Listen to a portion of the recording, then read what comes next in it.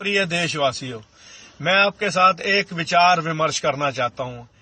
आपके साथ एक प्यार की डिबेट करना चाहता हूँ।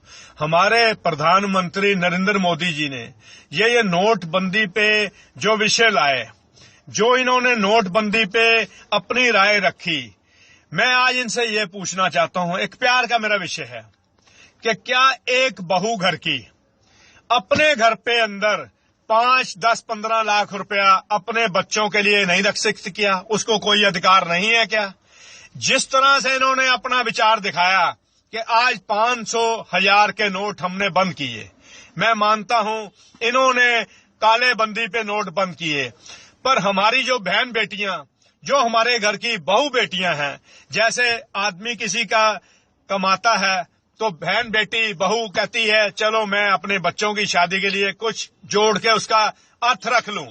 आज इन्होंने जो विषय लाए कि जो बहन बेटी के घर में 10 लाख, 5 लाख, 15, 20 लाख बच्चों की शादी के लिए खर्चे जरूरी के लिए इन्होंने उसको काला धन करार दिया। मैं प्रधानमंत्री से निवेदन करता हूं, क्या ये 10, 20 लाख, 30 लाख ये काला धन है जो हमारी बहन बेटियों ने जोड़ा अपने बच्चों की शादियों के लिए? ये काला धन है प्रधानमंत्री जी।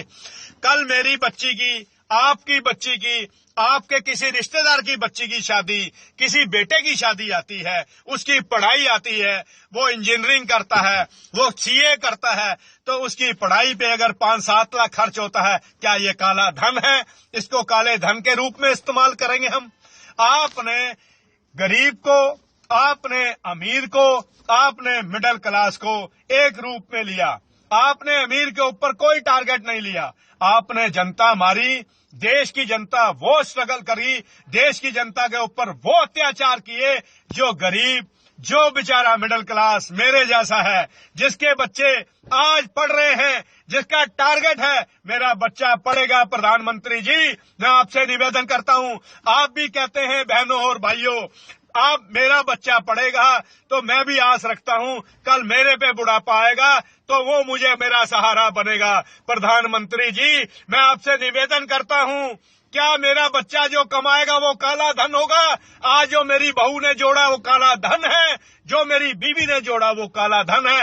आपने हमसे विश्वास कराया था कि मनमोहन सिंह जी की सरकार में स्विस बैंक के ऊपर 623 खाते हैं, आपने एक को भी पकड़ा? आप एक भी पकड़ते, हम प्रधानमंत्री जी आपके साथ गोल्ड के हीरे डाल के आपके गले में स्वागत करते कि हमारे प्रधानमंत्री बहुत बढ़िया निकले जिन्होंने 623 स्विस बैंक के खाते पकड़े। आपने वो जनता मारी जो जनता गरीब थी, जो जनता मिडिल क्लास थी, जो जनता देश की लाइनों में लगी है, आज वो रो रही है, आज हमारी बहन बेटियां रो रही हैं। क्या आप ये देखिए कि गरीब जनता की बहन बेटियां, सुबह जिसका 2 साल का बच्चा है कुछड़ दूध पीता है, वो बेचारी लाइन में लगी है, वो कहती है इसको दूध पिलाऊं या इसको खाना खिलाऊं या प्रधानमंत्री का स्वागत करूं, जाके 2000 लाइन में लेके आऊं? प्रधानमंत्री जी, आप हमारे ऊपर देखिए, आप सोचिए, आपको 125 करोड़ देशवासियों ने चुना पर आपने किसी की नहीं सुनी। आपने सबको एक तरफ मारा, हमको ऐसे मारा, पानी पीने लायक भी नहीं छोड़ा। प्रधानमंत्री जी, आज तक हिंदुस्तान में ऐसा प्रधानमंत्री हमने कभी देखा नहीं और हम आशा करते हैं ऐसा प्रधानमंत्री हमें ना मिले जो 100 के, 200 के, 500 के, 1000 के नोट बंद करके देश की जनता को लाइनों में लगाए। जाओ 2000 के नोट बदलो, मुझे 100 दिन दो, 100 दिन तुम रो, उसके बाद हंसो। ये कोई प्रधानमंत्री जी आपका जवाब हमें नहीं जचा। अगर आपको अच्छा लगता है तो आप देशवासियों के गले ही काट दो, इनको खत्म ही कर दो, नष्ट ही कर दो।